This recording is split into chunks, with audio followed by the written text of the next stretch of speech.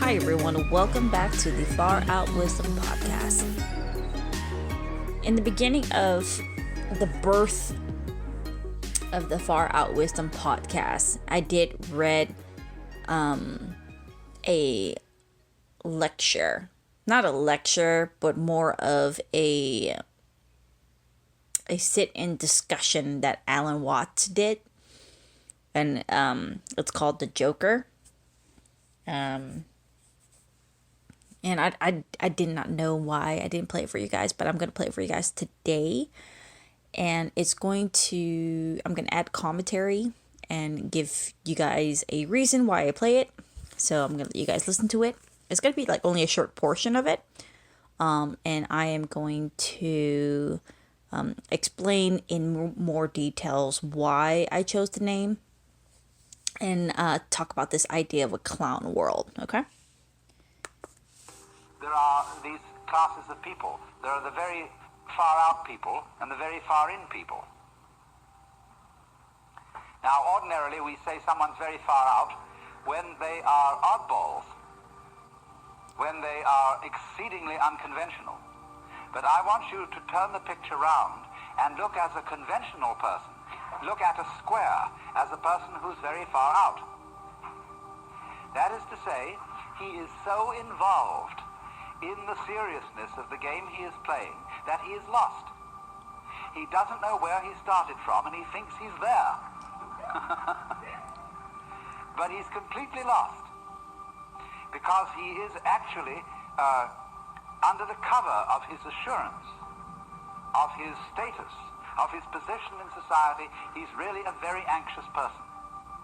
I said a lot yesterday about the way in which our society shows anxiety because it cannot permit the existence of people who don't belong. And it cannot really permit the criticism of laughter. It cannot permit the presence of the old-fashioned court jester. Because these people are so far out. They're so involved, and from a certain standpoint, you see, from the Joker's standpoint, he doesn't condemn such people. He rather congratulates them on their heroism for getting so lost and involved. But to keep the far-out people from going quite insane, there have to be far-in people. And the far-in people are those who keep contact with the original goings-on behind the scenes. They are like the prompter in the theater, where there are the actors out on the stage, relying on their memories, etc., and they're supposed to get completely involved in the play, the actor with the script in front of him. And he is the connection of the actor on the stage with the green room behind the stage. And you see in this dramatic analogy of the universe, the green room is the central point, the still point of the turning world. The green room is how God is when he's back. Okay, so he talks about Alan Watts. He kind of switched it around a little bit. So he was talking about the society, about people who are they are so far in. So the people who work the 9-to-5 job, the people who support their family, the people who and remember, there's nothing wrong with that. But people who just operate without asking the questions about the world, we're not saying that they do not, but we do see those people who just go about their day. They're not worried about, the deep philosophical questions, like the far out people, the jokers, so to speak, that we the questions that we ask in our brain. So to us, they look like far out people. I mean, far in people. Whereas the people who are, normies, that's the term that we use, to them, they're more we look like the jokers, the people who ask the deep questions, the people who are unorthodox, the people who just go about their day, and we see the world and we just laugh at it. And so it's like we're like pointing at each other. We're like, no, you are far out. And then the other person's like, no, you are far out. So it's just a society that just consists of the two people. And but if you guys watch the movie Joker, the people who are just so different from everybody else, there's no place in us in society because we just don't fit in. And the reason that we say us is because I feel exactly the same way. I have felt like I have never fit in with everybody. I drop out academia. I fucking failed at everything. Even if my articles was, shared on, popular platform called Educate, Inspire, and Change, Uplift, Connect, IdeaPod, Hack Spirit. Jay Shetty shared my article one time. I believe Jason Silva did, but I'm not really sure. But even then, I really don't fit in with these people either. I can't fucking stand the gurus either. And I don't get along with other philosophers. I mean, even at the fact that I do like surrounding myself with other philosophers. Now, I'm not saying that I am a, part of that group because I wasn't educated. Because I feel like I will be indoctrinated if I went to major in a degree in philosophy. And again, I'm not stating that philosophers are in indoctrinating people, but at the same time, I feel like they're not really putting their ideas and taking the philosopher's idea and making it into their own. Again, I'm not suggesting that's not being done, but at the same time, we have to think of your ideas and if it's doing good to society. And of course, I talk about this about postmodernism, and their ideas are starting to leak into the culture, and so everything's starting to be kind of confusing. So they took their ideas and kind of like fucking twisted in a way. So that's where we want the battle of ideas to come along. Now, the people who are far out, we feel we don't fit in. We feel outcast. And of course, everybody would say, well, I don't feel like I fit in. I don't fit in anywhere. This is a little bit different because to us, everything's a fucking joke. I see the funny things in life. Everything is fucking funny to me because I think the whole idea of life is just fucking funny because it's just like we suffer and then we die. I mean, I will kind of bring it back to my brain when I was like nihilistic. I think it was by around 2014 I was like nihilistic. And I was working a job which paid really well. I was working, doing my own thing, paying my bills. I was living in an apartment. Even if it was a small apartment, I did have a good time. I did really enjoy living there. But I couldn't go about my day. I couldn't ignore the questions in my head. I mean, why do we suffer? Why do this work the way that it does? Why does this person? Why do people are killing each other for this idea of morality, of what is good and what is bad? What is good and what is bad? And that continued to bother me. And so I kind of felt like deep into like this nihilistic state. And I felt like, what's the point of fucking everything? There's no point of nothing. What's the point of everything? It's just going to fucking fall apart in the end. You're just going to die. And so I started to kind of not experience an existential crisis. I wouldn't say it was that, but more like, what's the point of being, basically? And I was not mad at anybody. It wasn't towards anybody. It was just a lot of things that fell apart, not fell apart in my relationship or anything like that, but it just, everything just fell apart of my ideas and my belief system.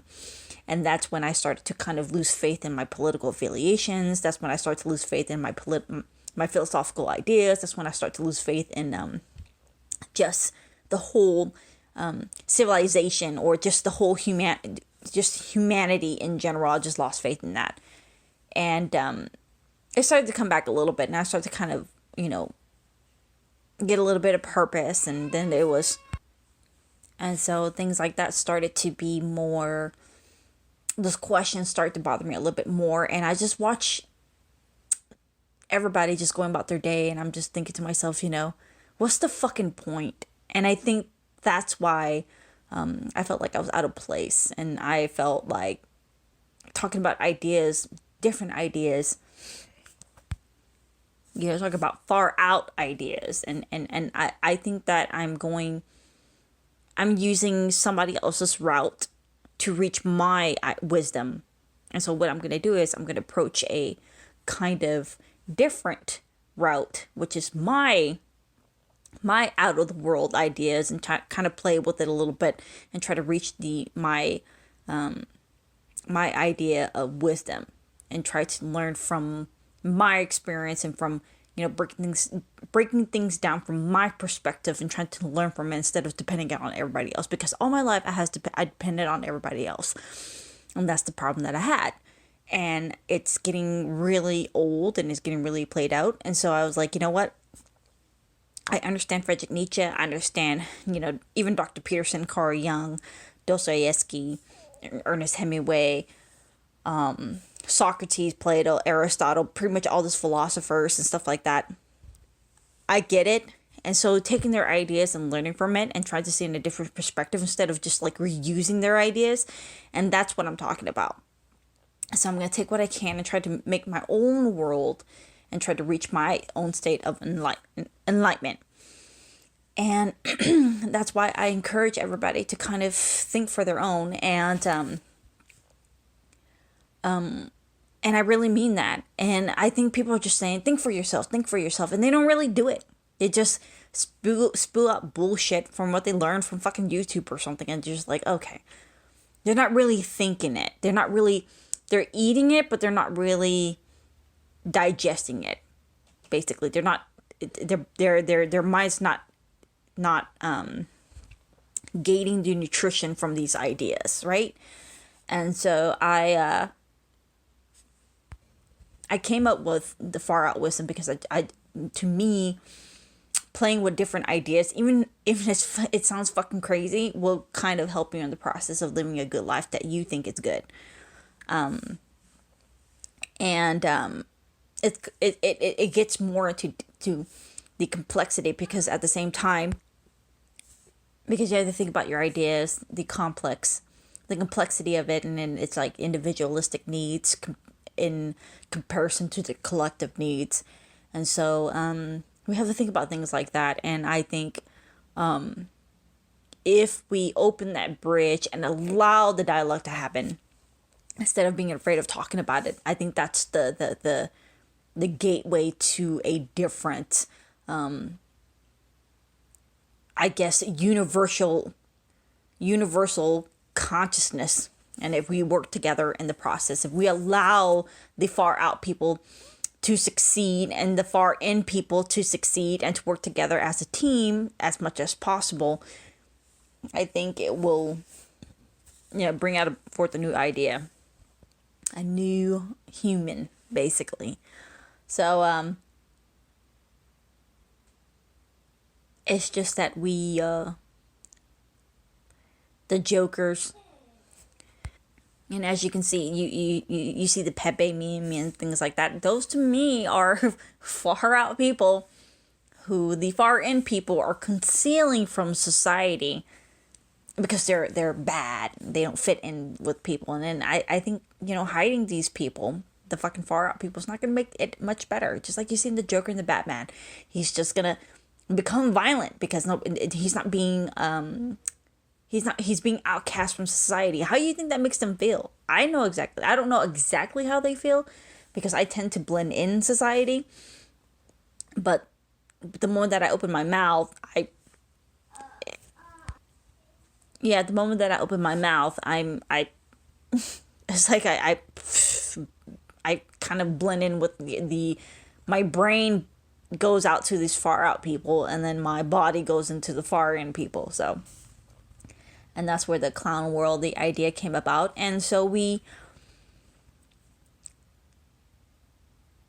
don't get accepted into the group, and we are a very village type species. And so when we get outcast, how do you think it makes us feel? And so the 21st century kind of